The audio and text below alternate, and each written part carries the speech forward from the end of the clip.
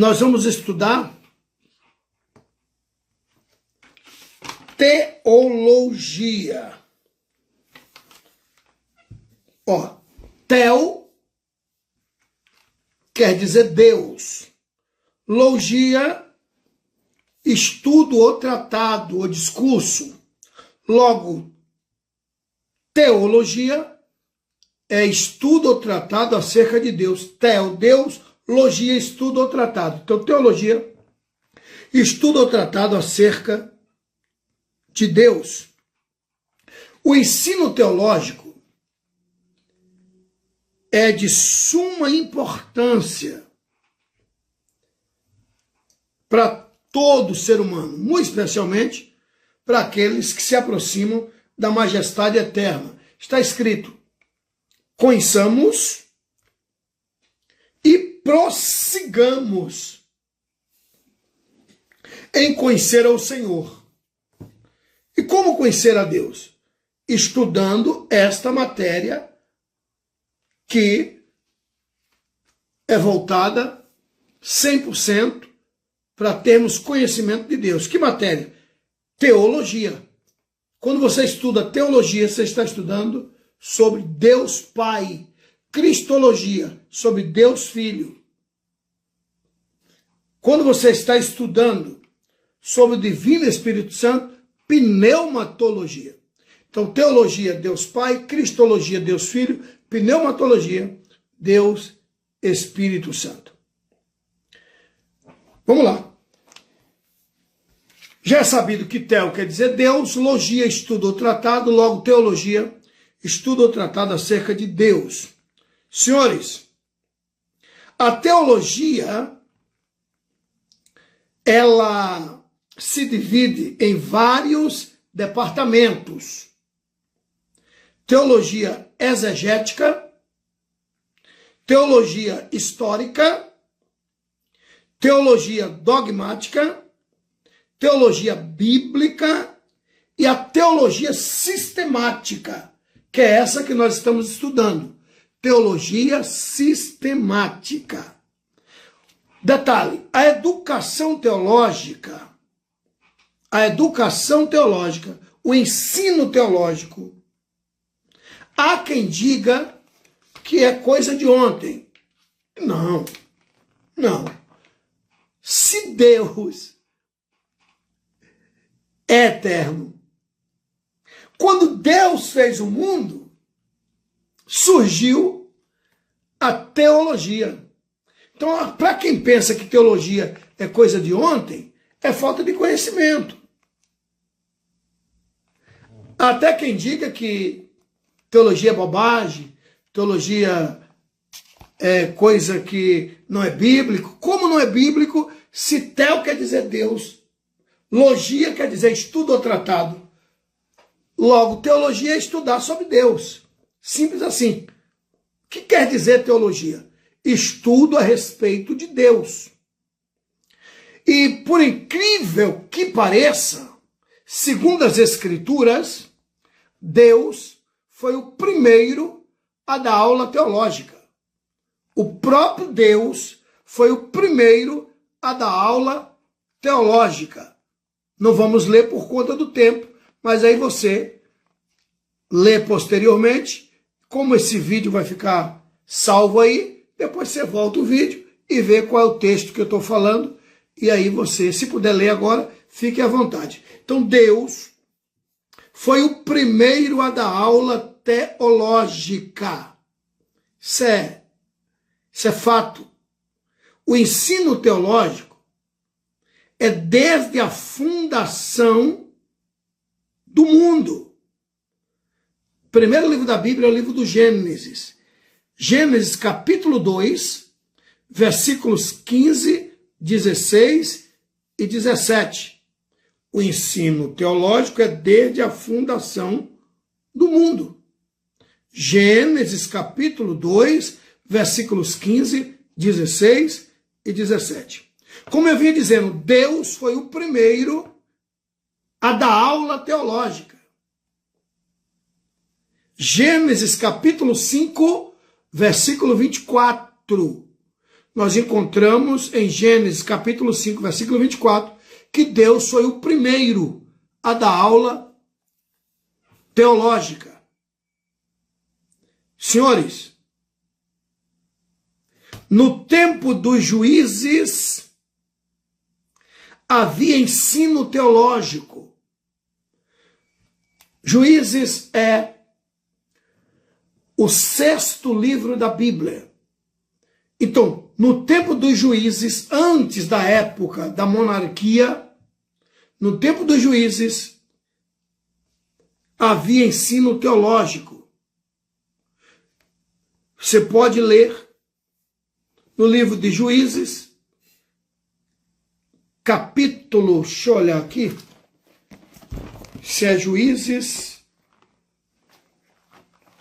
perdão, Juízes não é o 7º livro da Bíblia. Então, deixa eu ler aqui, Juízes, eu estou com dúvida se é Juízes ou Josué. Josué sim é o 6º livro da Bíblia. Vamos lá? Josué, capítulo de número 1, versículo 8. Pronto. Não é Juízes, é Josué. Josué, capítulo 1, versículo 8. O que é que nós encontramos aqui? O ensino teológico era na época dos juízes. Josué, capítulo 1, versículo 8. Dizer que ensino teológico é coisa de ontem é não conhecer as Escrituras. No tempo do juiz, do profeta e também juiz Samuel, havia ensino teológico. Está no livro de 1 Samuel, capítulo 10, versículo 15. Não só no tempo de Samuel, como também no tempo dos reis, no período dos reis, o ensino teológico estava presente. Está no livro de Segundas Crônicas, capítulo 17, versículos 7, 8, 9 e 10. Lá no cativeiro babilônico, na era do cativeiro babilônico, havia ensino teológico. Esdras, capítulo 7, versículo 10. Neemias, capítulo 1, do versículo 1 ao versículo 8. Aonde o senhor quer chegar, pastor Abílio? Eu quero chegar aqui, que o ensino teológico não é coisa de ontem. Isso é coisa antiga. O ensino teológico não é coisa de agora. Porque muita gente profere que ensino teológico é uma inovação. E, no entanto, o primeiro a dar ensino teológico foi o próprio Deus. Gênesis capítulo 5, versículo 24. E aí a gente vem, achando várias referências nas Escrituras que ensino teológico não é uma inovação. Pois bem, no Novo Testamento, na escola dos fariseus, as aulas eram indispensáveis. Aula teológica na escola dos fariseus, as aulas eram indispensáveis. Mateus capítulo 23, versículo 15. Na escola de Jesus, o Cristo, as aulas teológicas eram revolucionárias. João capítulo 8, versículos 31 e 32. Mateus capítulo 7, versículos 28 e 29. O ensino teológico foi ordenado por Jesus à igreja. Jesus deu ordem para que houvesse ensino teológico na igreja primitiva. Mateus capítulo 28, versículos 16, 17, 18, 19 e 20. O ensino teológico foi preservado pela igreja primitiva.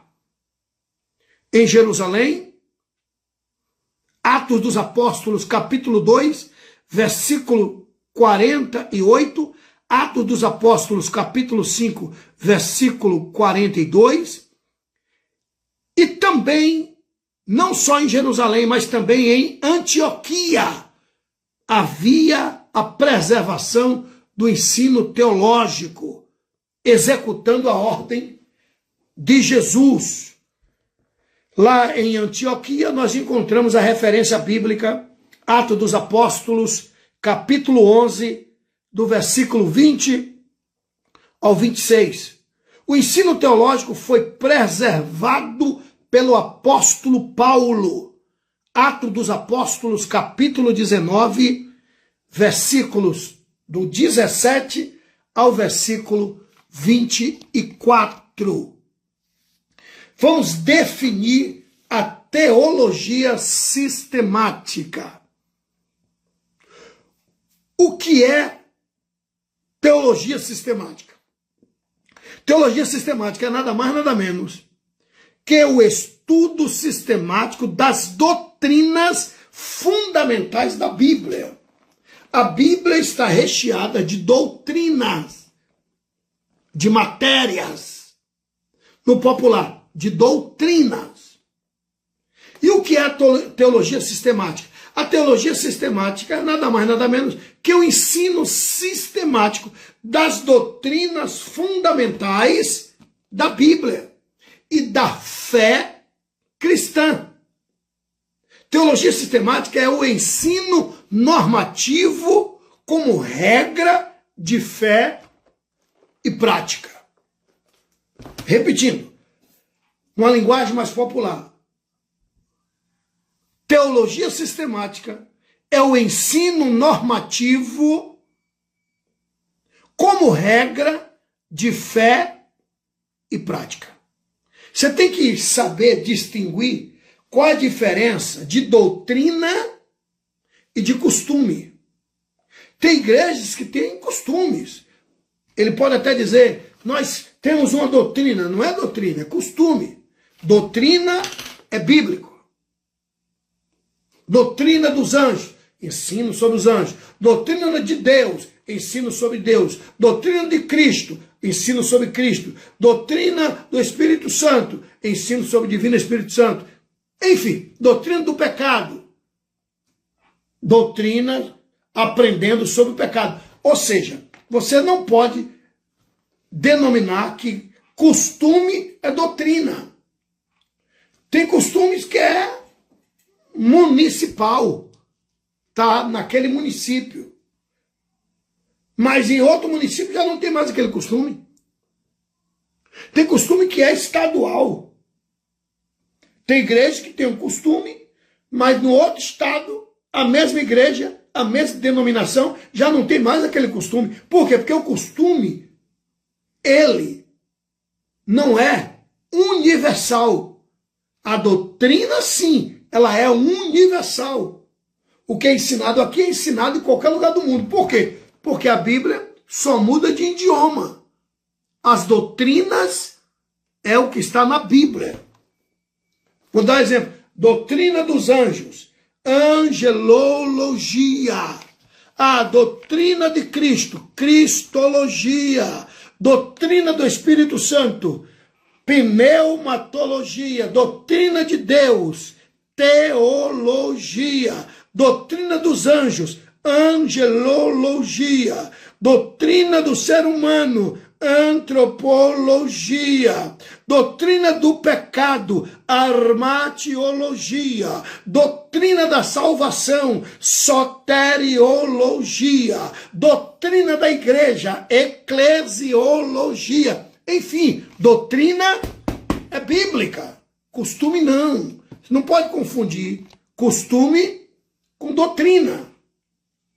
A doutrina é bíblica. costume não. Então, vamos definir doutrina e costume. A doutrina, ela é universal. O costume é local. A doutrina é imutável. Entra ano, sai ano, fulano morreu, os escritores da Bíblia não existem mais, mas a doutrina é perdurante. A doutrina permanece, perdura. O costume é temporário, é fictício, é transitório. A doutrina, ela é divina. O costume é humano. A doutrina é celestial. O costume é terreno. Você tem que entender o que é doutrina e o que é costume. Vamos lá. As doutrinas. Existem 3 tipos de doutrinas. E elas estão na Bíblia, por incrível que pareça. Você tem que definir se a doutrina ela é de Deus, se a doutrina ela é dos homens e se a doutrina ela é demoníaca. Existem 3 tipos de doutrinas: de Deus, dos homens e dos demônios. E estão na Bíblia essas 3 doutrinas. Doutrina de Deus, Provérbios capítulo 4, versículo 2. Mateus capítulo 7, versículo 8. Lucas capítulo 4, versículo 32. Atos dos Apóstolos capítulo 2, versículo 42. Essas são as doutrinas de Deus. Doutrina dos homens, Jeremias capítulo 23, versículo 16. Mateus capítulo 15, versículo 9. Colossenses, e não Eclesiastes, Colossenses capítulo 2, versículo 22. Agora, doutrina de demônios. Segundo livro de Coríntios, segundo aos Coríntios, capítulo 12, versículo 3. Segundo Timóteo, capítulo 4, versículo 1. Doutrina de Deus, doutrina de homens e doutrina de demônios. Agora, a doutrina e seus valores. O conhecimento doutrinário gera crescimento à igreja. O conhecimento doutrinário protege a igreja das heresias e das seitas. O conhecimento doutrinário desenvolve o caráter cristão. O conhecimento doutrinário é equipamento indispensável na batalha espiritual. Repetindo, a doutrina e seus valores. Olha os valores da doutrina. Conhecimento doutrinário gera crescimento à igreja. Conhecimento doutrinário protege a igreja de heresia e das seitas. O conhecimento doutrinário desenvolve o caráter cristão. O conhecimento doutrinário é um equipamento indispensável na batalha espiritual. Vamos lá. A inspiração plenária da Bíblia. A Bíblia é o, e não um, é o. Artigo definido. A Bíblia é o santo livro de inspiração divina. Nela há inauditos, plural, valores. um poder imensurável. Por isso, o cristão deve fazer desse livro, a Bíblia,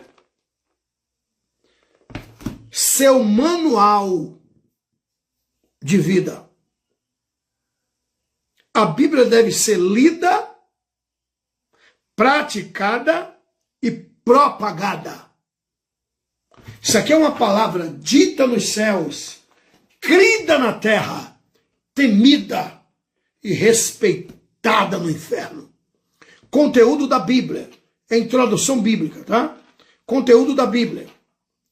A Bíblia é composta por 66 livros. A Bíblia é composta por 66 livros. 39 compondo o Primeiro Testamento, que nós chamamos de Antigo Testamento, e 27 compondo o Segundo Testamento, que nós chamamos de Novo Testamento. A Bíblia é composta por 2 testamentos, Primeiro e Segundo Testamento, ou chamado também Antigo e Novo Testamento. A Bíblia possui 3.566.480 letras, 810.697 palavras, 31.175 versículos, 1.189 capítulos. Na Bíblia encontramos 8.000 vezes a palavra Senhor. Na Bíblia nós encontramos 6.468 ordens ou mandamentos, 3.294 perguntas, 1.260 promessas, 52 parábolas. O maior capítulo da Bíblia é o Salmo 119. O menor capítulo da Bíblia é o Salmo 117.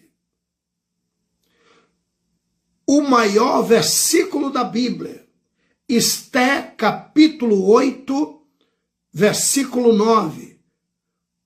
O menor versículo da Bíblia, Lucas, capítulo 20, versículo 30. Isso é, dependendo da tradução. Anota aí. Nos originais não tem capítulo e nem versículo. Aqui, ó. A letra maior, ou o número maior, é o capítulo. Os menores, versículos. Nos originais, não tem capítulo nem versículo. Aliás, eu tenho até um aqui, original.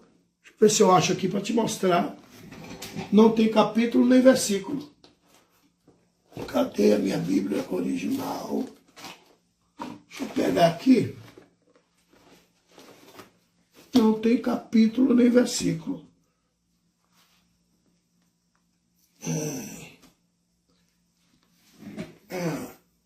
Peraí, gente, ao vivo é assim mesmo. E eu querendo... Está por aqui. É que eu tenho muitas Bíblias aqui. Deixa eu levantar aqui para ver se ela está ali, tá, gente? Murmura não. Está por aqui. Eu estava com ela daqui na estante. Deixa eu ver aqui.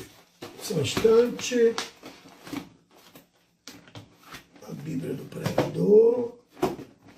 Não é essa. Cadê minha Bíblia? Eu não vou dizer que o diabo roubou, porque o diabo não entra no meu escritório. Sai daí não, peraí, deixa eu ver se eu pego ela aqui. Então, gente, nos originais não tem capítulo nem versículo. Nos originais não tem capítulo nem versículo.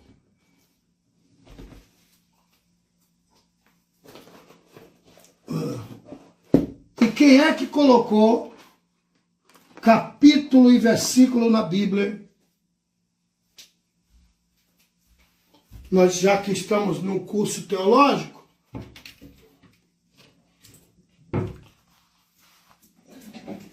casa que tem filhos que é pastor, que são pastores, é isso que dá. Mas eu tenho, estava com ela na estante aqui, que são muitas Bíblias aqui. Bom, então, nos originais não tem nem capítulo nem versículo. Nem capítulo, nem versículo. E quem é que colocou capítulo e versículo? Porque já imaginou? Ó, você vai no livro do profeta Isaías, tem uma história. A única coisa que você ia ter era a página. Na página tal. Imagine. Então, capítulo tal, versículo tal, ainda mesmo assim ainda é difícil das pessoas acharem a história, acharem a referência. Então, o cardeal Hugo é quem nos deu o capítulo e versículo. Dividiu a Bíblia em capítulos e versículos para facilitar a leitura. Ok? Já que estamos em introdução bíblica. Mas eu estou conversando com vocês, mas estou procurando meu... Mas deixa...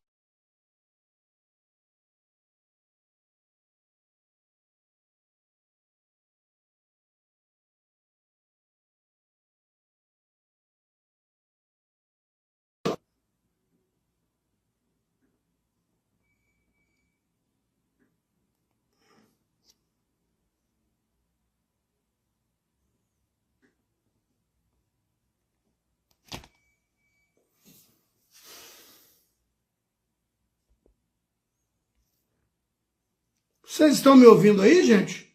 Sumiu aqui. Sumiu tudo aqui. Sangue de Jesus tem poder.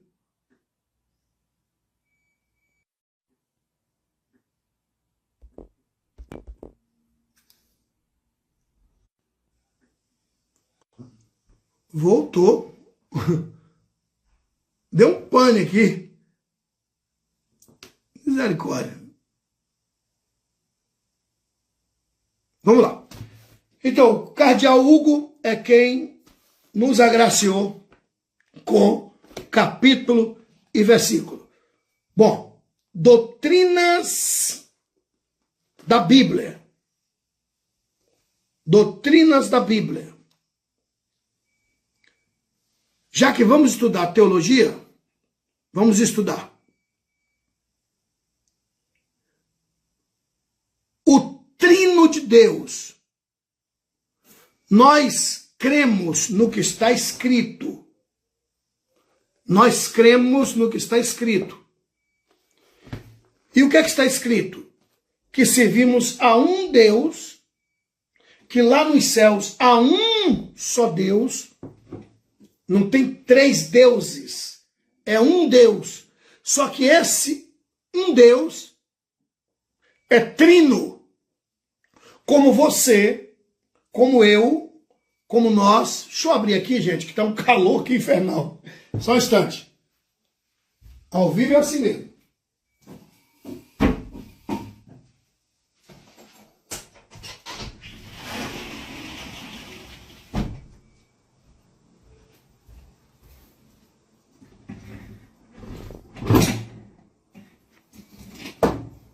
Estou conversando com vocês, mas eu ainda estou com pulga atrás da orelha da minha Bíblia. E querendo mostrar para vocês.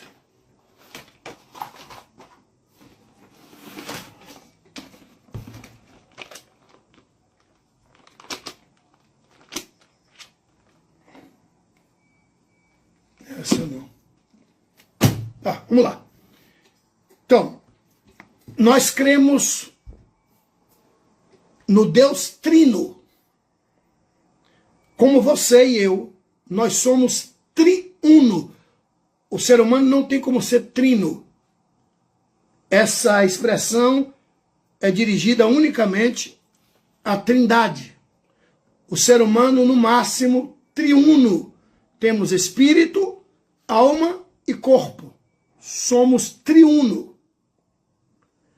Lá nos céus, só tem um Deus. Está escrito. Já que estamos estudando teologia, teo quer dizer Deus, estamos na introdução bíblica e já vamos adentrar nessa matéria riquíssima que é teologia, estudar sobre Deus. Então você tem que entender que lá nos céus não tem três deuses. Lá nos céus tem um Deus trino. Um Deus trino. Então, o que é que nós vamos estudar de imediato?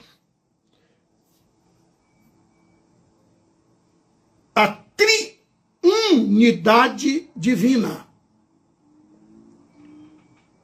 No livro de 1 Timóteo, capítulo 2, versículo 5. O ensino sobre a Trindade é fundamental para afirmar a fé dos cristãos, pois nos ensina sobre o singular Deus uno e ao mesmo tempo trino. Todas as três divindades ou todas as três divinas pessoas são co-eternos, iguais entre si. A sua alma, o seu espírito, o seu corpo, a minha alma, o meu espírito, o meu corpo, estão aqui.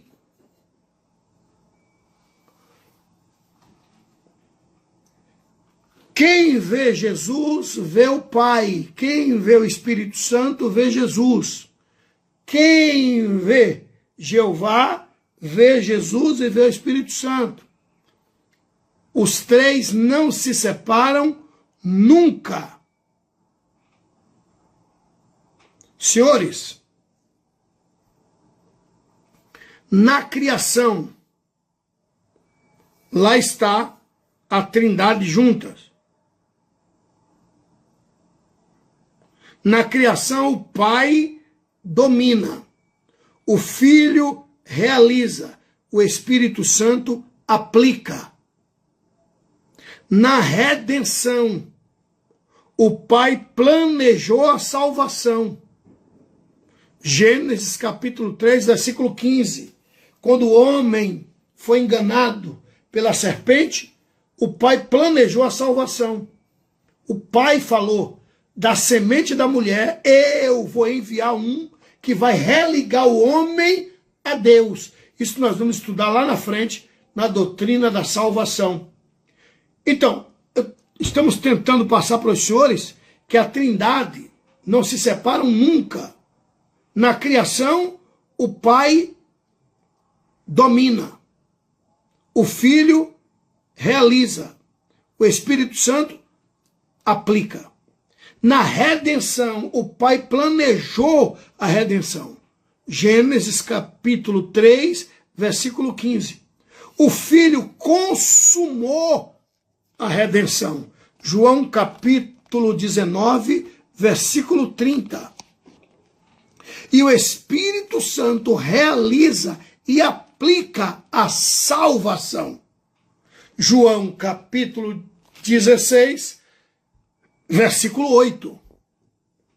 Sobre a Trindade, leia, por favor. Sobre a Trindade, leia.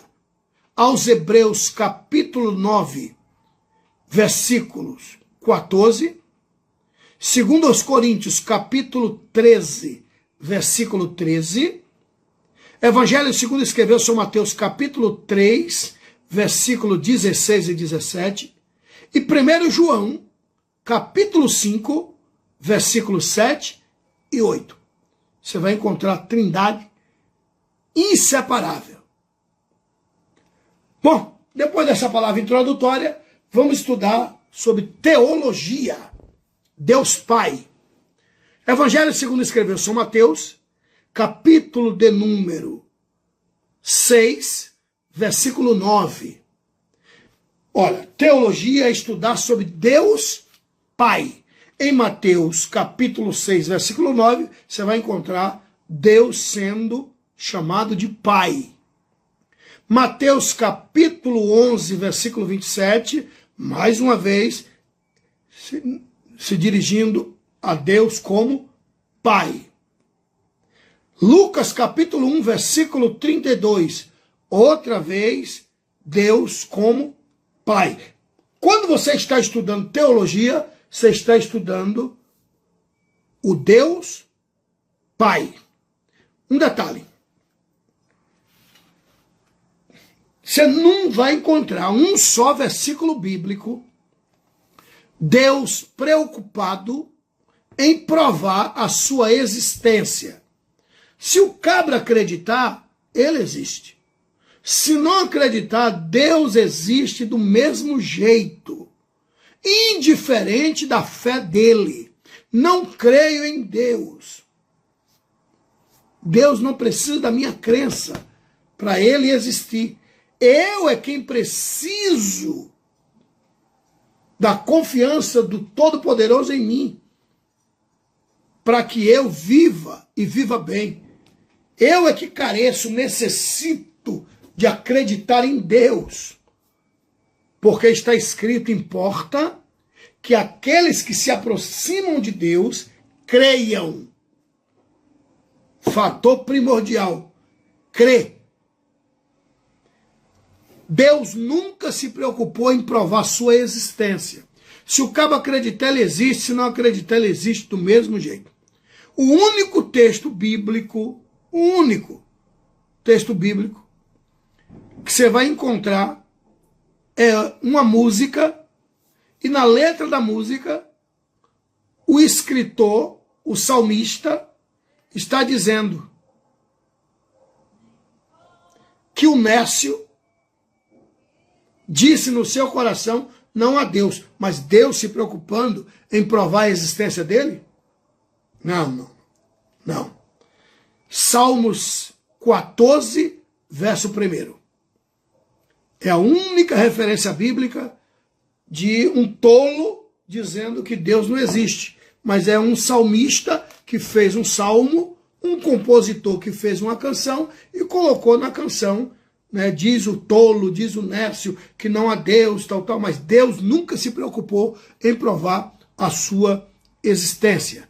E aonde nós encontramos? No livro do Gênesis, primeiro livro da Bíblia, no capítulo 1, e o versículo 1, já começa falando de Deus. Ó, Gênesis capítulo 1, versículo 1. No princípio, criou Deus. Esse livro começa no primeiro capítulo, no primeiro versículo, falando de Deus. Os nomes de Deus. Olha, um Deus infinito, ele tem vários nomes. Para mim, muitas das vezes eu já o chamei de vários nomes. Na proporção que ele ia fazendo milagres, as pessoas é quem colocava o nome. Deus curou. Ele é Jeová Rafá, ou seja, o Senhor que sara. Mas não é ele dizendo, meu nome é Rafá. Não. O ser humano denominando como Deus se manifestou para ele. Então, qual é o nome de Deus? Segundo a sua necessidade. O que você necessitar, ele é. Ah, estou precisando de cura. Ele se manifesta como aquele que cura. Estou precisando que ele supra a minha necessidade monetária. Ele vai se manifestar como aquele que supre a necessidade monetária. Enfim, eu estou precisando de paz. Ele vai se manifestar como aquele que é Jeová Shalom, aquele que traz a paz. Enfim, então nós encontramos na Bíblia algumas pessoas denominando, ou seja, Moisés entendeu que ele era Javé, ou Iavé Adonai, aquele que existe por si mesmo. Iavé Adonai aparece 7.000 vezes na Bíblia. Ou seja, aquele que existe por si mesmo. El quer dizer Senhor. A palavra Deus não é nome. Deus é o que ele é.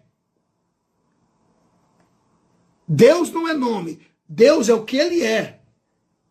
Aí você, segundo a sua necessidade, ele vai se manifestar para você segundo a sua necessidade. Alguns chamam ele de El Shaddai. El Shaddai. El, Senhor, o Deus, Shaddai, poderoso. El Shaddai, Deus Todo-Poderoso. Elohim, El, Deus. Oim, uma palavra oriunda do plural, que refere-se a Deus Criador, aparece 2.000 vezes na Bíblia. A palavra El aparece 250 vezes na Bíblia. El Shaddai, Deus Todo-Poderoso, 250 vezes na Bíblia. Deus é infinitamente eterno. Salmo 145, versículo 3. Salmo 90, versículo 2. Deus é amor. 1 João capítulo 4, versículo 8. Quando eu digo que Deus é infinitamente eterno, tudo que eu proferi doravante é falando da eternidade dele, porque o amor é infinito. Por isso, ele é amor, portanto, ele é eterno. 1 João capítulo 4, versículo 8. Deus é luz. Isaías capítulo 60, versículo 19. Quando diz Deus é luz, aponta para a sua santidade. Deus é espírito. Ele é invisível, mas é real. João capítulo 4, versículo 24. Deus é onisciente. Aos Hebreus capítulo 4, versículo 13. Salmo 139, versículo 4. Ele sabe de tudo. O único que sabe o que você pensa. Quando quiser conversar com Deus, basta pensar e falar com ele em pensamento. Não precisa você falar. Você falando, o diabo escuta, eu escuto. Agora, em pensamento, acredite, ele escuta e responde. Por quê? Porque ele é onisciente. Ele sabe de todas as coisas. Ele é onipotente. Deuteronômio capítulo 29, versículo 29. Salmo 139, versículo 4. Ele sabe de todas as coisas. Ele é onisciente. Ele é onipotente. Ele tem todo o poder. Ele é onipresente. Atos dos Apóstolos, capítulo 17, versículo 27. Segundo livro de Timóteo, capítulo 1, versículo de número 9. Ele é onipresente. Ele está presente em todos os lugares ao mesmo tempo. Senhores, estudar sobre Deus, nós vamos ficar aqui uma eternidade. O máximo que a gente pode, que eu posso passar para os senhores, é o básico, para ter uma noção que vale a pena conhecer esse Deus maravilhoso. Estudamos sobre Deus Pai, o Deus Criador de tudo. Doravante, vamos estudar sobre Cristologia, e é um estudo maravilhoso, segunda que vem, muito profundo. Vamos ver Jesus no Antigo Testamento, lá no Antigo Testamento, sim. Nós vamos ver Jesus lá nos céus, antes dele se fazer carne. Enfim, o ensino sobre Deus Filho vai ser maravilhoso. Hoje nós estudamos sobre Deus Pai, teologia. Segunda que vem, vamos estudar sobre Deus Filho, cristologia. Depois nós vamos estudar sobre Deus Espírito Santo, pneumatologia. Depois nós vamos estudar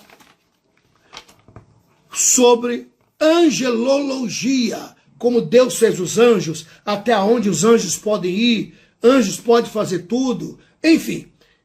Ainda na doutrina dos anjos, vamos estudar sobre os anjos caídos, sataneologia e demoniologia, à luz das escrituras, que não deixaram de ser anjo, ou não deixaram de ser anjos.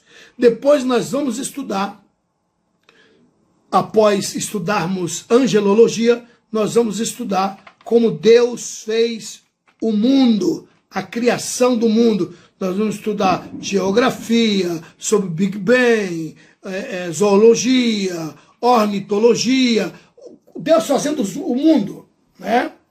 Enfim. E depois que estudarmos sobre o mundo, aí nós vamos entrar na ciência que estuda a história do ser humano, antropologia. Depois nós vamos estudar, né, a doutrina do pecado, que é a armatiologia. Depois de estudarmos a armatiologia, doutrina da salvação, soteriologia. E dentro da doutrina da salvação, eclesiologia, que é estudando a história da igreja. Vai ser muito gostosa essas aulas. Você não pode perder. Obrigado por estar conosco. Espero que você tenha gostado. Esta aula vai ficar salva para que você possa estudar depois, pegar os versículos. Então, essa é a aula de número 2. Segunda que vem, a aula de número 3. Deus abençoe, Deus guarde. Um beijo no coração de cada um dos senhores. Deus abençoe. Thank you.